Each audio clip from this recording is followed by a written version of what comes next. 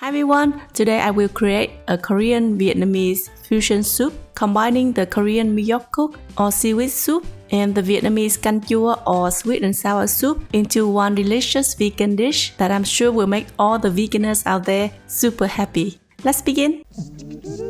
Oh yeah! Helen's recipes. You will need a quarter of a pineapple, 1 tomato, a few okras, some enoki mushrooms, 1 leek, some rice paddy herbs and coriander, a tablespoon of tamarind, 100 grams of soft tofu, and a few fresh chilies. Soak the dry seaweed in cold water for about 15 minutes to soften. Soak the tamarind in a cup of hot water for about 10 minutes. Remove the root of the enoki mushrooms and separate them. Thinly slice the okras and the white part of the leek. Cut the tofu into bite-sized cubes and thinly slice the rest of the ingredients like pineapple, tomatoes, and chili peppers.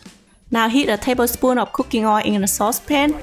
Add the sliced leek and fry till fragrant. Then add the pineapple, tomato, and enoki mushrooms with a little bit of salt and stir well. Extract the juice from the tamarind and also add to the soup together with 1.5 liters of water. Bring to a boil and then add the okra, 2 teaspoons sugar, and 2 teaspoons of vegetable stock powder. Finally, add the softened seaweed and the soft tofu cubes.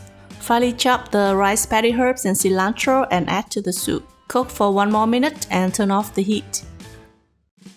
Transfer to a soup bowl and add a few more chili slices on top. The soup has a sweet and sour taste, which is very familiar with the Vietnamese people. The seaweed adds a little novelty and nourishing to your family's meal. Please give it a try and send me your photos. Don't forget to click like and share this video with your friends. Thank you for watching. Bye bye!